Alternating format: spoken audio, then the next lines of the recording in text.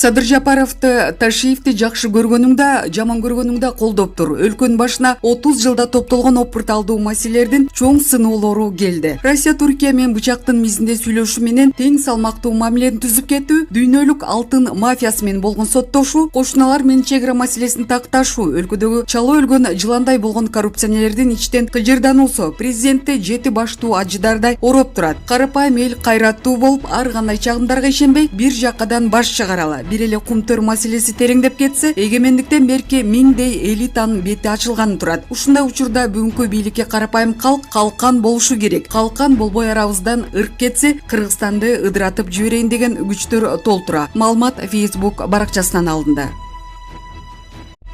Эл чындыкты билсин.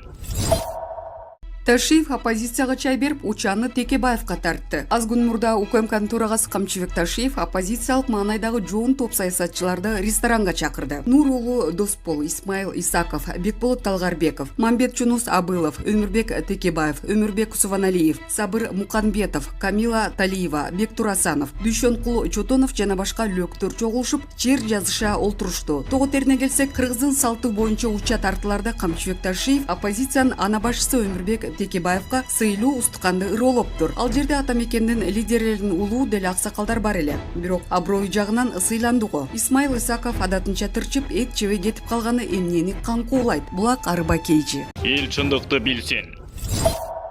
Садыр Жапаровдун аракеттерине кумтөр боюнча жүрүп жаткан иштерге Атамбаев менен Мадумаровдун жакын колдоочу командасы абдан каршы иштеп жатышат. Акыркы жолу президенттин жубайы боюнча өтө ыплас ушак таратылды. Аны дагы Мадумаровчулар Атамбаевчилер талкуулап, табалап жана Фейсбукта ар кайсы группаларга салышууда. Уятыңар жок экен. Сыргак Абдылдаев Ашанын түз жугунду кору, Венера Апенова деген фейк Рита Борбукеева, Жидегүл Молдалиева дагы Ашанын тролдору. Атамбаев тролдоруна жакшы эле акча бөлүп берген окшойт.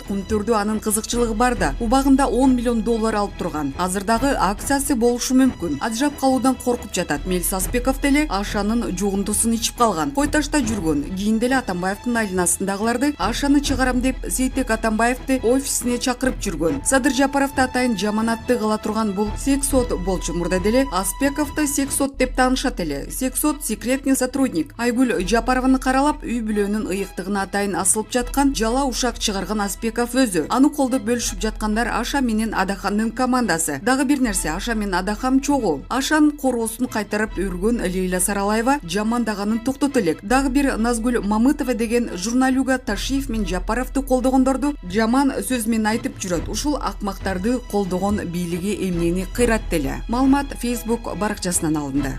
Эл чындыкты билсин. Улукбек Марипов түндүктө иштегендер түштүккө, түштүктөгүлөр түндүккө кетти. Акимдерди ротациялоо райондордо өнүктүрүүдө оң натыйжа берет. Бул тууралуу министрлер кабинетинин төрагасы Улукбек Марипов Ноокат шаарынын тургундары менен жолугушуусунда билдирген өкмөт кабарлады. Марипов бул жолу район башчыларын дайындоо принцибин толугу менен өзгөртүүнү четишкенин айтты. Өлкө түштүгүндө иштегендер эми түндүк тарапка, ошондой эле түндүк тараптагылар түштүккө багытталат. Мунун бардыгы жерлерде калыптанып калган иштөө ыкмаларын жоюу максатында жасалуу. Жаңча иште баштоо керек. Биз акимдердин натыйжалуу иштеши үчүн бардык шарттарды түзөбүз. Инвесторлорду тартабыз. Ал эми жергиликтүү жетекчилер аларга ишенип берилген аймактагы социалдык экономикалык көрсөткүчтөрдү жакшыртуу боюнча түздөн түз иш алып барышы керек деди ал. Жүргүзүлгөн аттестациянын жыйынтыгы боюнча мамлекет башчынын жарлыктарына ылайык 37 аким иш ордун которду. Эске сала кетсек, кечээ мамлекеттик башчы Садыр Жапаровдун жарлыктарына ылайык өлкөдөгү райондук администрациялардын башчылары, тагыраагы акимдер ротацияланды. Булак Назар Ньюс. Эл чындыкты билсин.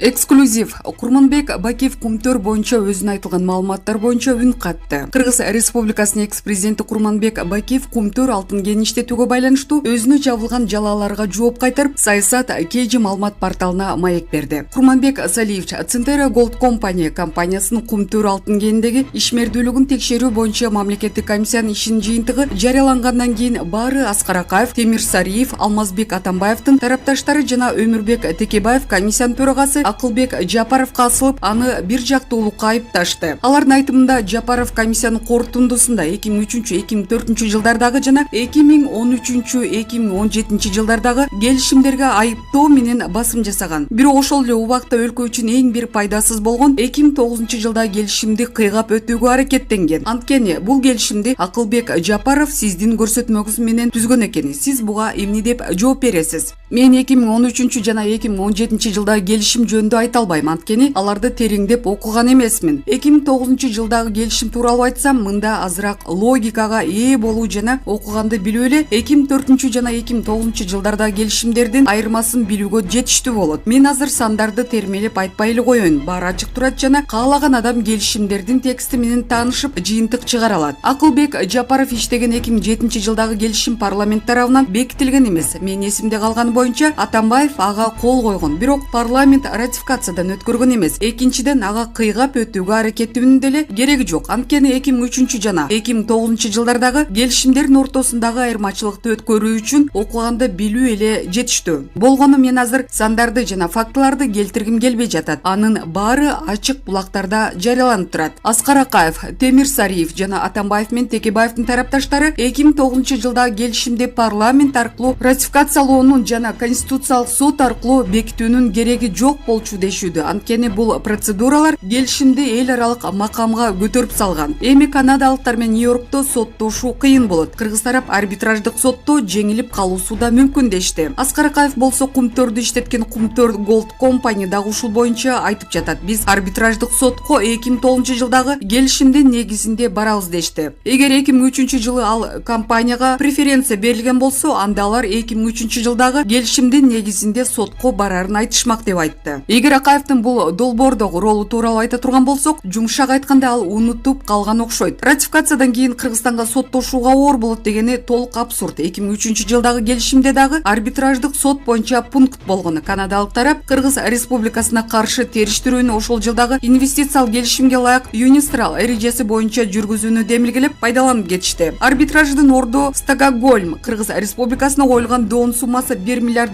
ашуун. 2009 жылдагы келишим боюнча Камека жана Центера өздөрүнүн доо талабына баш тартышкан жана аталган арбитражда болгон чыгымдардын ордун Кыргызстанга кайтарып беришкен. 2009 жылда келишим менен иштеп жатып, биз 2003 жылдын келишимдин айынан колу бутубуз байланып калгандай эле болгон. Таза барактан баарын баштаганда болчу, толук эркиндик бизге берилген жок. Сиздин каршылаштарыңыз 2009 жылдагы келишим боюнча Кыргыз тарап Центеранын концепциясына 16 гектар жерди кошумча өткөрүп берген дешүүдө. Бул чынбы? Мен эсимде калган боюнча аларга эч кандай жаңы аянт берилген эмес. А жаңы келишимде аларга мурда эле лицензия боюнча берилген жерлер бекитилген. Ага чейин компаниянын карамагында жарымы концессиялык, жарымы лицензиялык аянттар болгон. Биз баарын концессиялык бирдей режим болсун дедик. Муну дагы текшерип көрүшсө болот. Бардык маалыматтар ачык. Акылбек Жапаров 2007 жылы ал каржы министри катары премьер-министр Атамбаев экөө биргеликте Центера менен жаңы пайдалуу келишим түзүшкөнү ырастап жатат. Бирок сиз аларды отставкага кетириптирсиз дагы. Андан ары келишимин Алексей Елисеев менен Максим Бакиев алектенип 2009 жылы аякташыптыр. Бул ырастоого кандай жооп айтасыз? Биринчиден, Жапаров каржы министри болгон өкмөт отставка Центера менен келишимди айынан эмес, парламенттик шайлоодон кийин жаңы парламент жаңы өкмөттү курай турган үчүн кеткен. Экинчиден, 2007 жана 2009 жылдардагы келишимдерди салыштырып көрүүнү сунуштайм. Эсимде калган боюнча парламентте докладчылардын бири болуп Алексей Елисеев сүйлөгөн. Бул маселеге жоопкерчиликти алып, цифраларды келтирген. Бул презентация жана ошол жыйындын стенограммасы бар. Анын баарын таап элге чыгарыш керек. Келишимдердин текстин пропагандалык патетикасыз, бир жактуулукка жол бербей салыштырып көргүлө. Анан баары алаканга салгандай белгилүү болот. Сиз Акылбек Жапаров тууралуу эмне дей аласыз? Аны Центеранын Кумтөрдөгү ишмердүүлүгүн текшерген мамлекеттик комиссияга төрага кылып дайындоо туура эле болдубу? Мен адамдын өздүгүнө акарат келтиргим келбейт. Ал өтө жөнөкөй эмес, абалда калды. Анын акыбалын кыскача же көкүрөгүн кайшылаш жерде, же башың бадалдардын арасында деген орус макал менен таасын сүрөттөсү болчудай. Ал бул маселенин чындыгында жакшы билет, бирок өлкө юридикалык дагы, экономикалык дагы жактан кандай кырдаалга туш болорун, канчалык деңгээлде жакшы түшүнөрү белгисиз. Мен тобокелчиликке өтө кылдат каралды жана өкмөттүн окуян өнүгүшүндө пайда болчу бардык сценарийлерге планы бар деп үмүттөнөм. Кандайлар экен тизмектегенди каалабай турам, тизмектебейм дагы, бул өзүнчө сөз. Сиздин оюңуз боюнча Кыргыз бийлиги жана Центеранын бүгүнкү конфликттен кийин Кыргызстанды кандай келечек күтөт? Мунун баары эмне менен аяктайт? Мен азыр Кыргызстандын бул конфликттеги келечегин болжолдоого даай албайм. Анткени Акылбек Жапаровдун докладында кайсы фактылар жана далилдерди өкмөт эске аларын билбейм. Бул маселени иликтегенибизде бизге дагы 2003 жылдагы келишим жумшак айтканда абдан таң калыштуу болгон. Дагы да тереңдебей коеюн. Алардын баары көп жолу жарыяланган жана бардык маалыматтарды ачык булактардан табууга болот. Бирок ошол эле убакта эл аралык арбитраж үчүн бизде пара алуу же коррупция боюнча фактылар жетишсиз эле. Бул коррупция фактысы болгон эмес дегенди билдирбейт. Дагы бир кайталам, 2003 жылдагы келишим таң калыштуудан да башкача эле. Анын үстүнө 2009 жылдагы келишим менен иштеп жатканда өкмөттүн кызыкчылыгын абдан белгилүү юридикалык компания коргогон. Ал арбитраждын жана башка сценарийлердин тобокелчилигин тактаган. Ал эми 2003 жылдагы келишимге Кыргызстан тараптан өзүн сыйлаган бир дагы юрист кол коймок эмес. Булак Медиа Центр.